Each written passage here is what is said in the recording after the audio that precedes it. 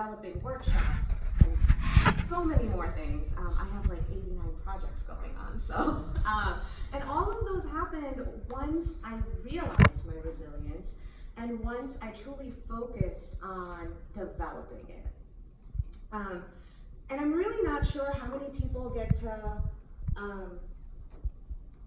say this.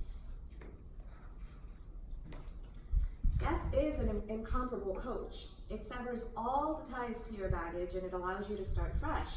The only problem is most people don't come back to be able to apply those.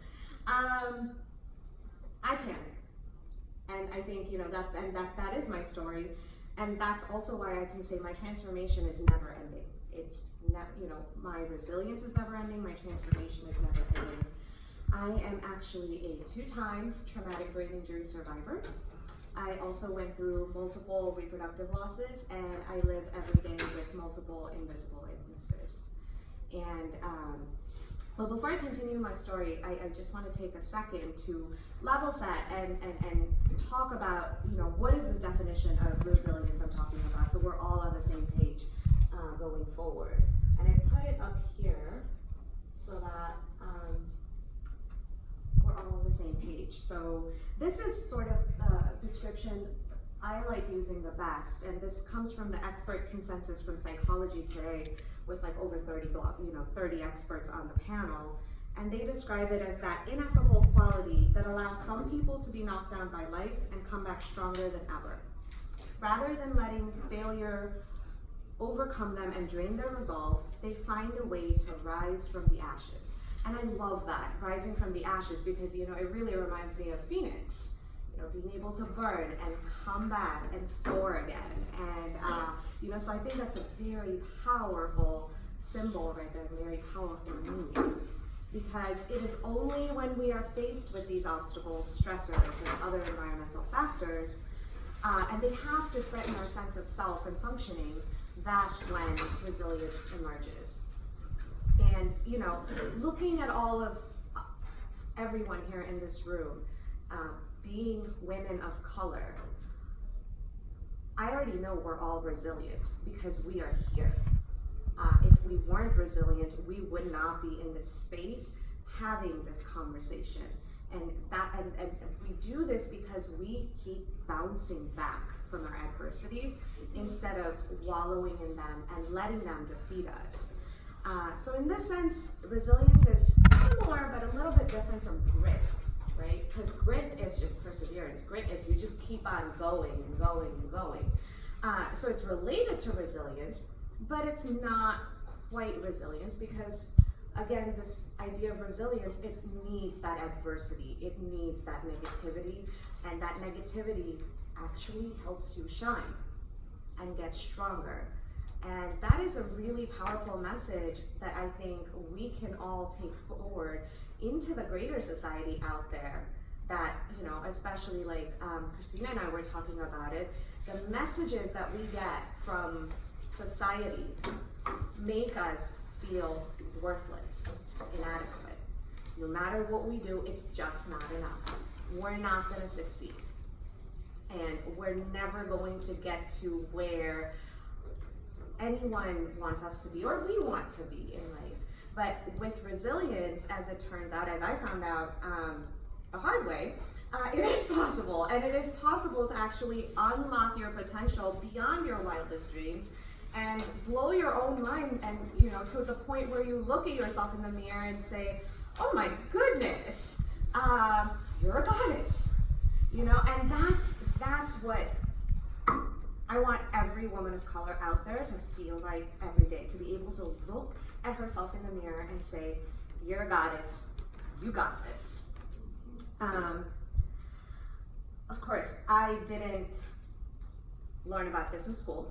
I didn't learn about this at an early age. Like Nicole said, I graduated high school 20 years ago, and it took almost 20 years and 2 pretty big hits to my head, and, dying.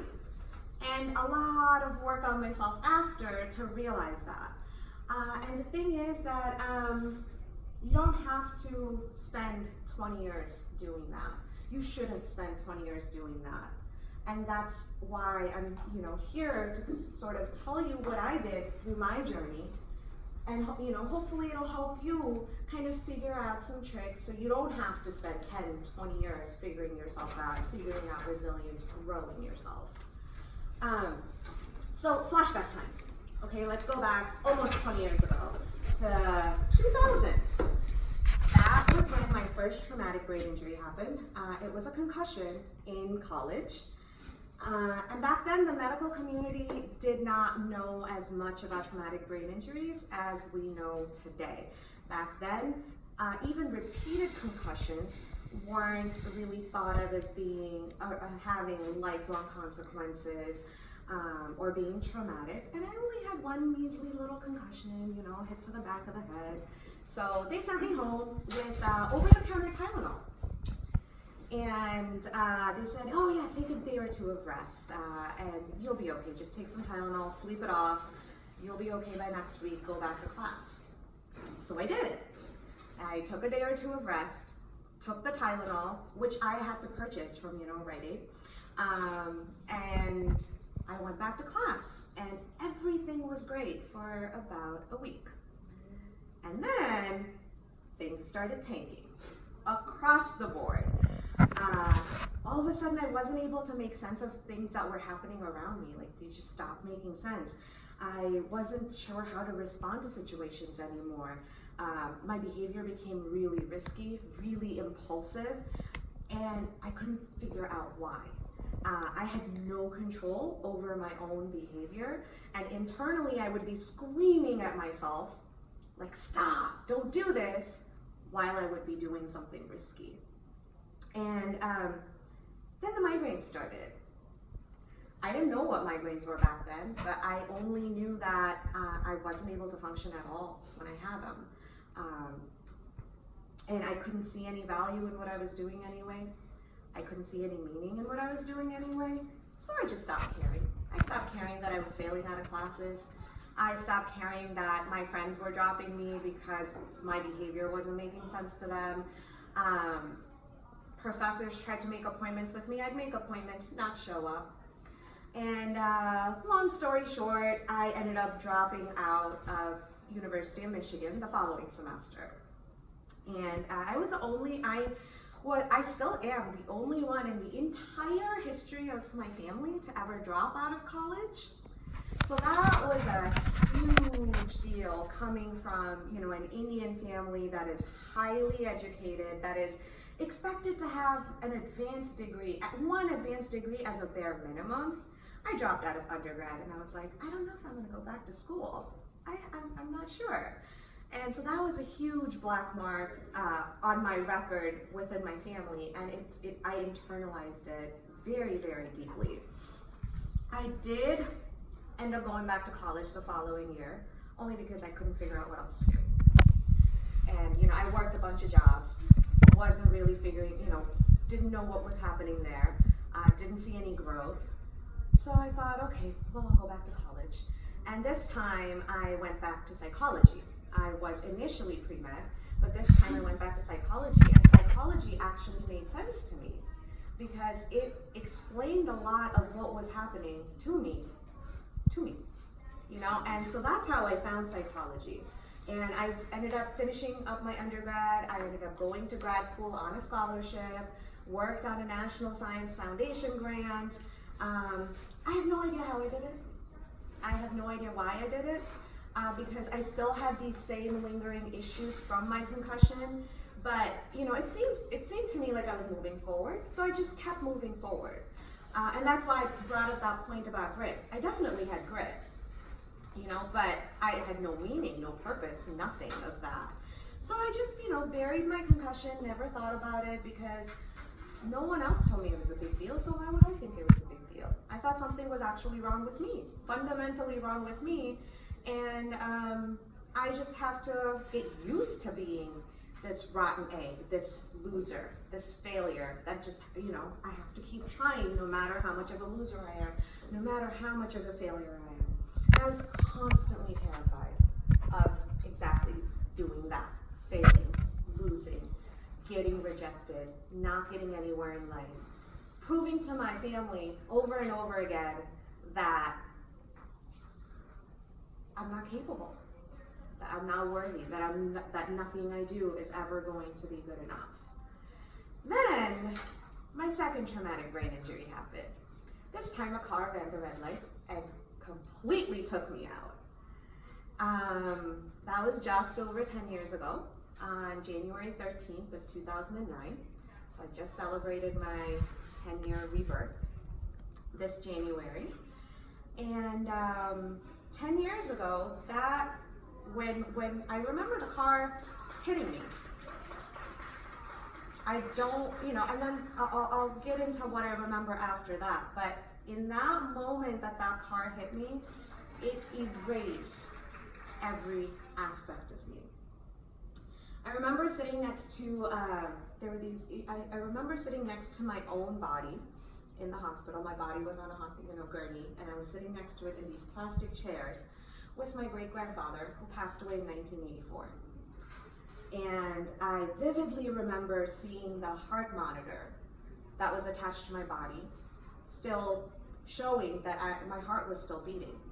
So I was alive, but I was looking at my body. So I knew something went majorly wonky. Something's really, really not right, and I couldn't figure out what was happening. And I remember all of this. My great-grandfather sort of let me in on the fact that, oh, hey, that's your body, you're outside of it. And we're having this conversation. And that's when I realized, oh crap, I think I'm dead. And I wasn't upset about it. I actually said that out loud. And then my great-grandfather said, okay, good. And we just had a very calm and rational discussion about everything the medical team was doing to bring my life back into my body as we watched them do it. And it was just like very rational, now this is what they're doing. I wonder what they're expecting out of it. Oh, and now they're, sort of, what kind of IV are they putting into me? Just very calm and rational. I also remember that the doctors told me, they told my body, don't throw up. To which my body responded with, extreme projectile vomit. And my great-grandfather and I laughed at that. And then I blacked out. That's what, that's where that memory ended. The next memory that I have is of waking up in excruciating pain, the kind that I did not even know was humanly possible. My head literally felt like it was like a volcano, just building up pressure, getting ready to explode any second. And I almost prayed that it would, just so it would relieve some of that pain and pressure, because anything at that moment felt like it would be better than the pain I was experiencing. The medical team, again, was in. They realized I was conscious, so there was all sorts of tests they were doing on me, making me wiggle my fingers and toes, and checking my responses. And I vaguely sort of remember those, but not too much. Well, again, what I do remember is that the hospital lights were so blinding that I thought they were piercing my eyes with swords. And the sounds that these machines were making, and the sounds that were being made by the personnel as they moved around, I swear to God, they should have split, just cracked the planet into multiple pieces because they were so loud and booming. But obviously they didn't because we're so good. And so I survived those sort of environmental assaults and all the tests. And here's the catch, I was on student insurance. So they put me in with the no insurance cases. And once I recovered consciousness and once they stabilized me, they said, okay, you get to go home now, feel better, bye-bye. And sent me off with paperwork. No rehab, no recovery plan, nothing. So that was, they did tell me I have a moderate to severe traumatic brain injury, that I had a subdural hematoma, that I had multiple clot formations in my brain, multiple skull fractures, and that they might have to drill holes into my brain to get all the blood out. Thankfully they did it because I had hair down to like my lower back then, and I was like, You're not touching my hair. You are not shaving my hair. I don't care what you do, going through the front, you are not shaving my hair. Like, I was more concerned about my hair than the blood inside my head. But hey, priorities, right? That's what I was thinking of. And they kept telling me, no, we have to do this because we don't want you to die. And I almost wanted to laugh at them and say, but I already did. But I didn't know how to say that to get them to understand what I had experienced, because I didn't know what I'd experienced. I didn't even know who I was. My own name sounded alien to me. I didn't even identify with my own name. I didn't know who my parents were. I didn't know anyone around me. I understood everything that everyone said. It just had no meaning to me. I just, for me, the only thing I was focused on was make this pain go away. Make the pain go away, and we'll have another conversation once you make the pain go away. But I also knew in that moment that whatever dreams, hopes, and plans I had, even feeling like this loser, they all died. I had nothing left to go on. And it was, I think it was the loneliest and almost maddening period of my life. I think I was like really at risk of going insane because I felt so disconnected from the world around me and I had nothing to move forward on. And then they sent me home with no recovery. I had this looming disability, over the rest of my life. And I was just supposed to figure it out.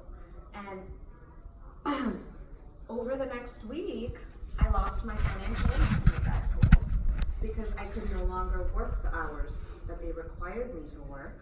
So then that happened, and I just declared my doctoral candidacy at this point, like 2 days before my accident. So there I was, a candidate, lost my financial aid. They were threatening to cut me out of all my teaching duties, no recovery plan, nothing. And hi, welcome to my life. In January 2009. My department and my family and everyone around me strongly suggested that I quit the program, go home, and recover. To them, they were giving me a way out of this sense of hopelessness, so that I could recover and figure out how to live life with a disability and figure out options that would be conducive to disability, right? I said no. Yep. I insisted that I would continue grad school, and I insisted that I would continue my teaching duties because I needed those, few dollars that they gave me to pay off my tuition and to continue grad school. And literally the only thing that was pushing me forward to do this was that black mark of dropping out in undergrad. Because I had to get over that, and there was no way this was happening to me again, especially when this time I truly did feel like a victim of my circumstances. This was not something I did. I was just walking, and I got taken out by a car. So how is life going to do this to me?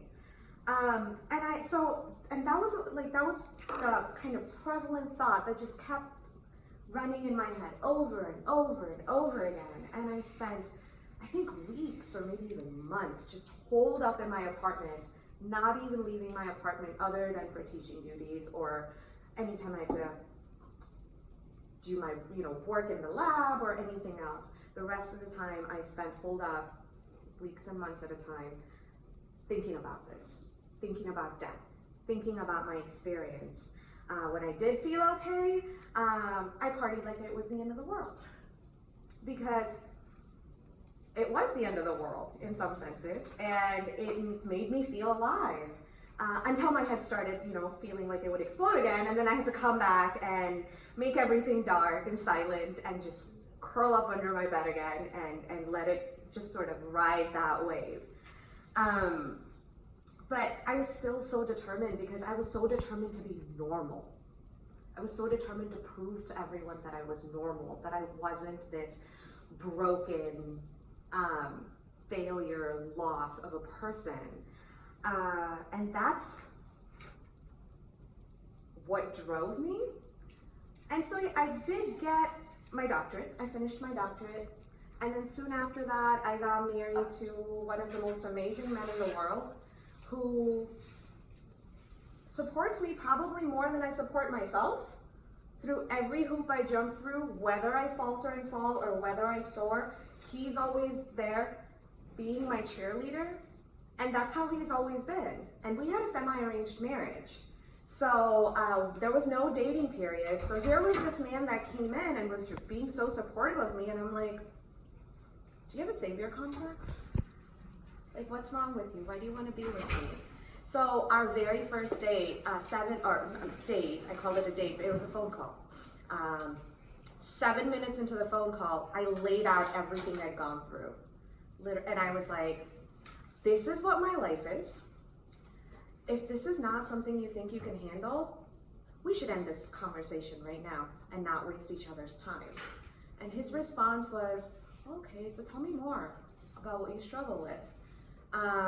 And that's how that started, and that's how, he's always been. And he kept insisting, I probably told him over a dozen times before we actually got married, like 2 days before we got married, I'm like, yeah, we should stop this, because it's just going to mess your life up, living with being married to a disabled person who can't do anything.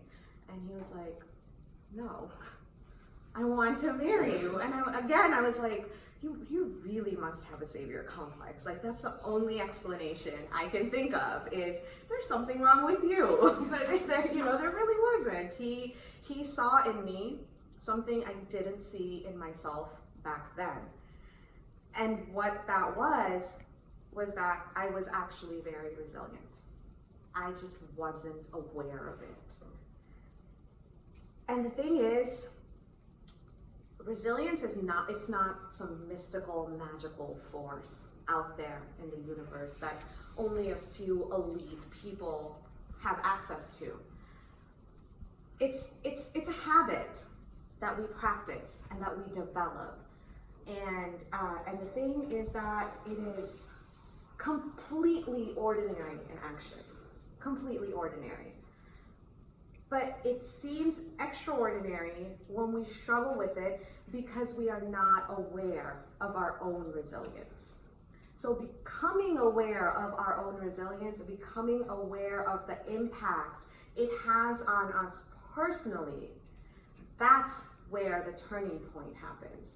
Because once we truly understand how resilient we are, down to the finest detail of the specifics, right?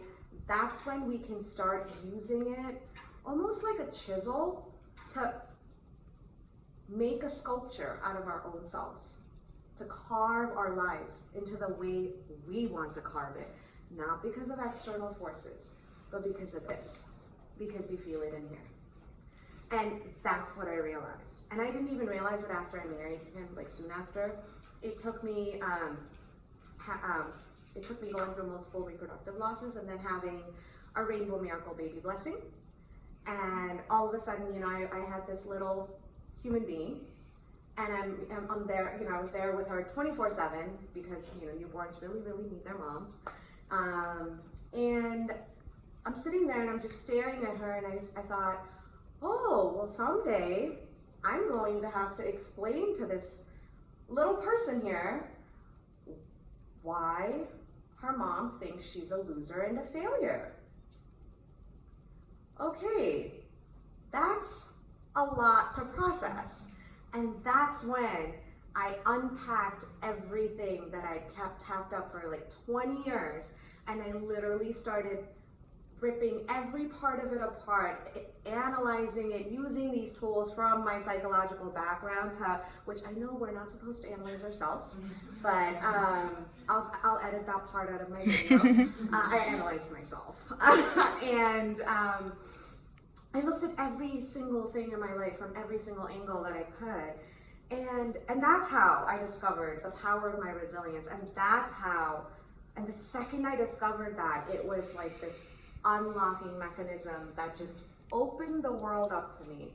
It changed the trajectory of my life. It was like nearly limitless opportunities that were being thrown at me. And I just have to grab onto the ones that I like to work on and just work on them, because there's 8,000 more opportunities there that I'm not working on because I'm only limited by my time. There's only 24 hours in a day. That's one thing I can't control. So, being able to realize that and realize that that came from my resilience was, I think, probably the most profound thing I experienced in my life. And that's why I wanted, I approached Nicole and I'm like, I really want to come here and talk to you guys, because that's like the takeaway that I want to tell you is recognize your resilience, recognize it in all of its detail, in all of its specifics. And that way you can develop it in the way you want it. You can develop your growth mindset. You can develop so much of yourself. You can transform yourself when you start being resilient in every action that you put out there. And the benefits of it, you're going to reap them for the rest of your life. So I want to spend the majority of the time talking about how I got there, but here are some of the benefits that resilience gave me. I know I'm going to be okay no matter what the world throws at me now. I already know that, because I don't worry. And it's interesting. It's funny because when I was telling my husband about this portion of I would really want to stress that I don't worry, and he responded back and he said, it's really interesting that you say that, because anytime someone is not able to meet your need and they text you with it, your response always is no worries.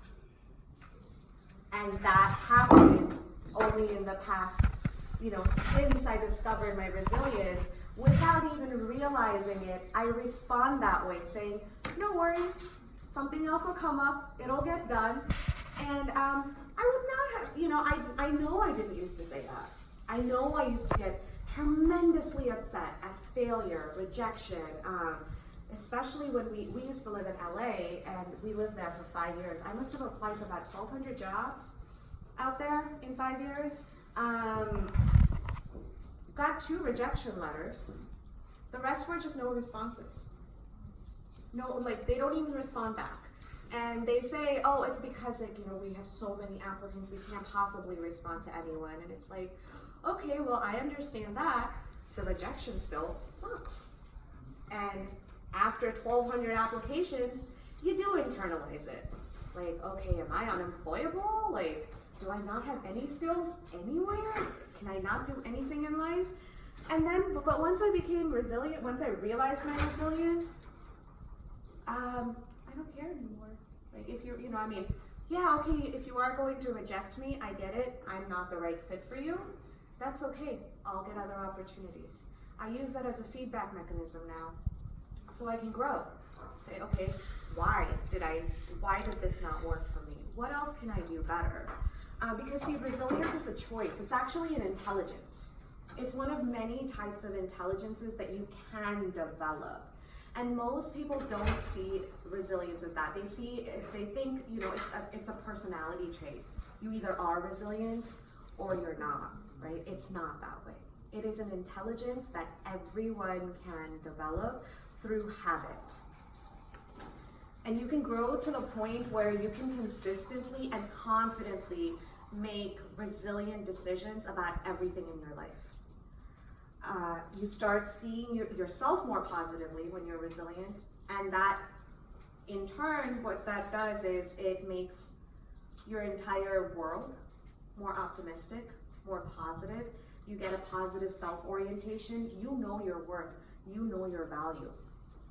And that's your starting point when you realize you're resilient. And that is a game changer, because when you go into any situation knowing you're worth it, knowing you are enough, and knowing your value, and that you can deliver what the other person is asking you to deliver, you're probably going to get that project, because your confidence carries you through. And you know that even if there are problems that come up in that, because you can bounce back, you'll still make it work. You'll still make the project work. You'll still deliver. Mostly on time, I say mostly because I do have a time management problem. I mean, it takes a little bit to get my makeup on, So, I started interacting with the world on my own terms. And that was like probably the most liberating thing I've ever experienced in my life. Because I started realizing all these external things like my parents, my family, society, employers, everyone else. Yeah, okay, they thought they were controlling me, but no, they really weren't. I control my actions. No one else does, right? And so it really got me out of this sort of fixed negative mindset.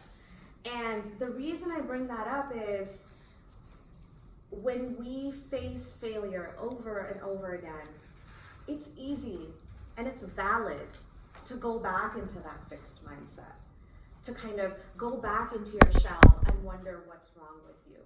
But when you're resilient, you bounce back so much quicker. And I keep saying bounce back, like what is this bouncing back, right? It's not bouncing back into action. When you're resilient, what you bounce back to is your core, your values. What makes you who you are, not what you are. Not a student, not a mom, not an employee, not an educator. Who you are. That's where resilience takes you to. That's where it brings you back to. And that is a starting point that every single one of us can work from. Because we're all our own person. We are who we are. And we can develop that. And that's how your potential becomes nearly infinite. I don't even know what this next slide is. And this is like something that I think about all the time when I think about resilience. Also because I'm like obsessed with Maya Angelou. So I felt like making this pretty little meme. This is what resilience is. Once you're resilient, it doesn't matter what is coming at you, you'll still rise. You'll still be okay.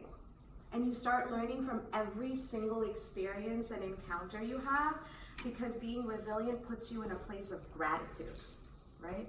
And what that does is it banishes fear.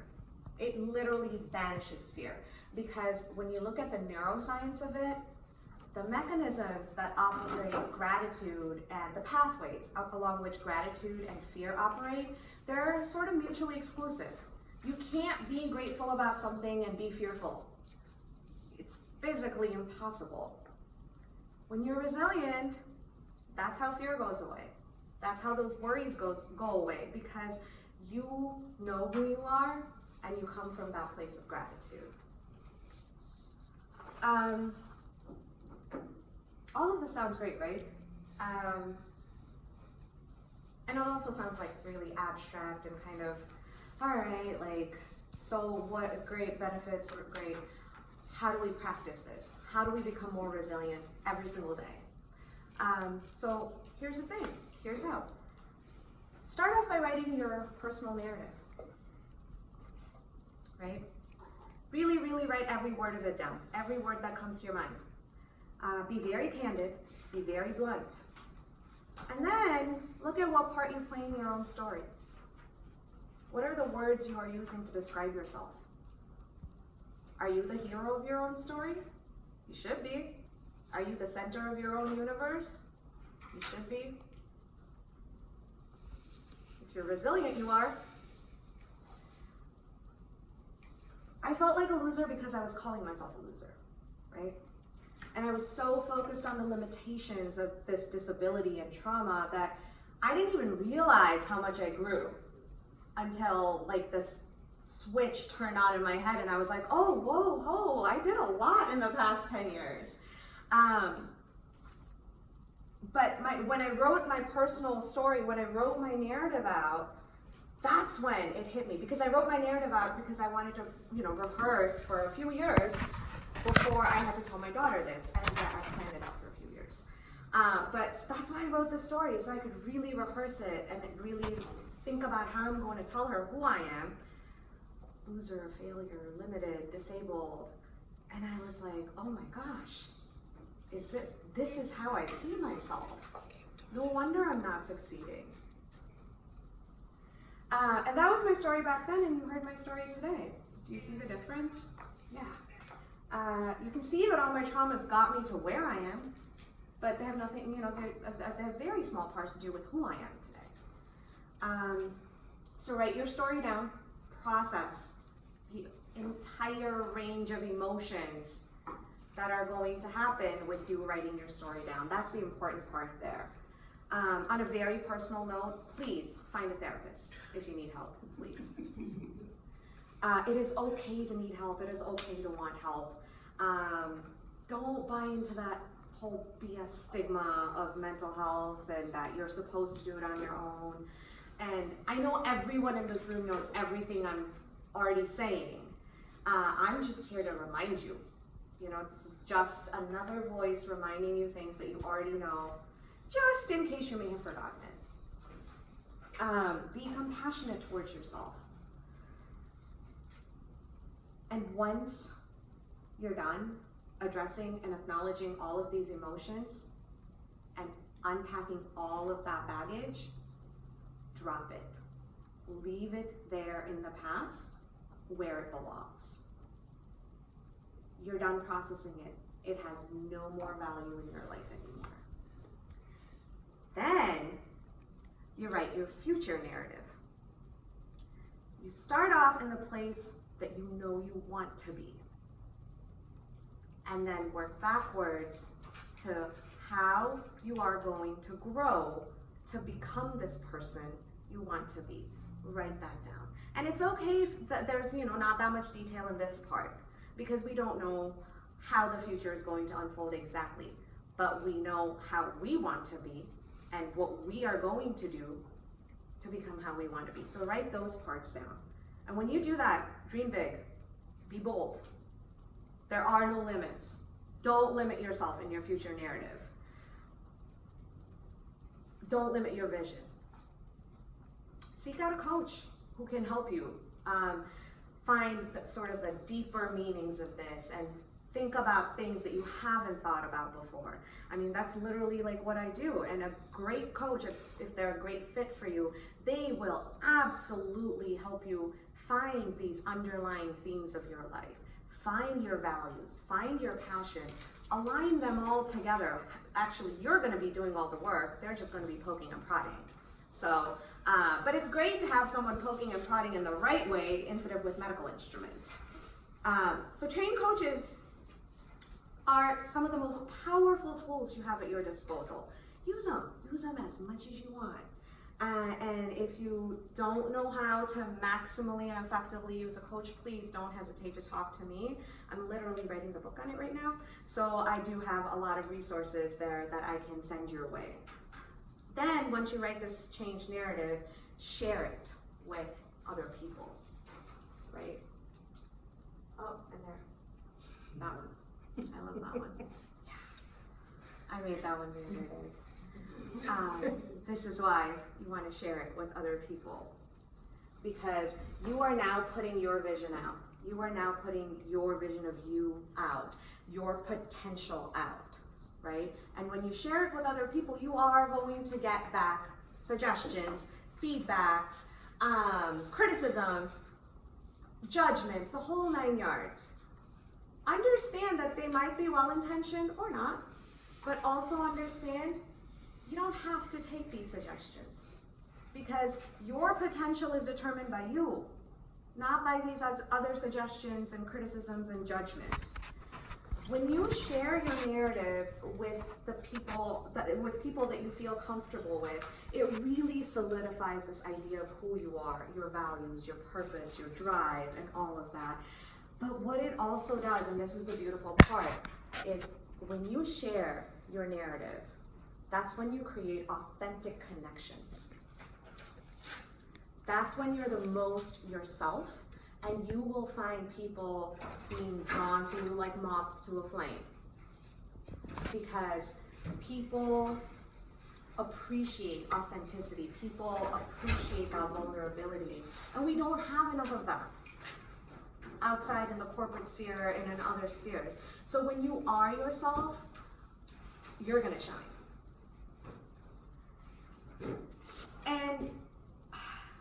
Here's started sharing my narrative, it actually blew me away, because I just thought, oh yeah, I want to help people. I want to create these training workshops. Here's what I went through.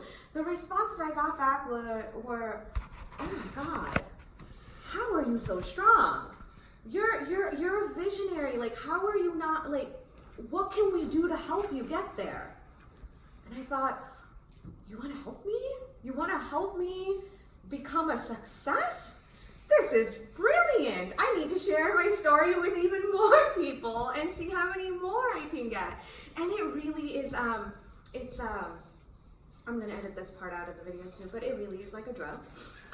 Just having that acknowledgement, and it's really deeply empowering. Deeply, deeply empowering, because not only are you believing in yourself, others are believing in you. And others can see you becoming this version of you. So I went from feeling like a nothing and a nobody to actively being someone who helps people like you soar beyond their wildest dreams. And that is what my purpose in life is. That is who I am. And that is what gives my life deep meaning, and that is what helps me sleep at night. And it is the greatest feeling on this planet. Even more so than giving birth to my child. That was painful. This is not, And so you've written your story, you've written your old version, you've processed all these emotions, you've written your new version, you're now sharing it with other people. Create your tribe with that. Can't stress that enough. Create your tribe, create your support system. And I'm not saying that because, oh yeah, I know you're going to have moments of weakness and you're going to need support. No, the reason you want to create this tribe and support system is when you are resilient, and when you practice resilience, not only do you personally get stronger, your entire support system gets stronger. Your entire support system gets more resilient. They get more empathetic. All of your hearts and minds synchronize towards the same common goals.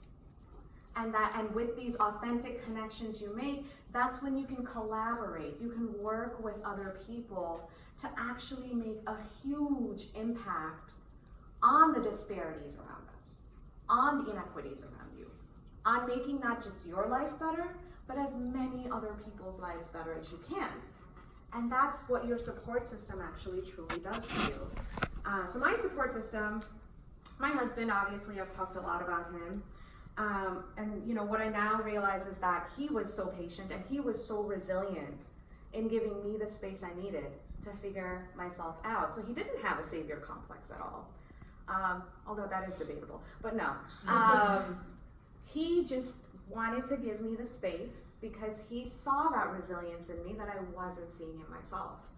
My second biggest support system is actually my daughter, because when you look at a 3-year-old and how genuinely curious they are about the world, they got no filters. They will ask whatever they want because they need to learn. And it's amazing. She falls down like 50 times a day, right? She bumps into everything. She's climbing all over. She falls off the jungle gyms. Dusts off. Keeps going. And I'm just like, oh, I need to learn that. That's resilience. That is, so we actually start off really resilient. And somewhere along the way, we forget that we are. So having my child there is a really good reminder for me that that's how I've always been. That's how we all always are. Resilience also, by developing this, what you're also doing is you're becoming deeply empathetic. Because when you can be the hero of your own story through your struggles, you acknowledge that the other person also is that way. That they are the hero of their own story through their own struggles. And again, I feel like in this space, we all do realize that, but in the greater world, when we go out there, that is something that does get forgotten because of all this information coming at us. And finally, embrace change, embrace challenges.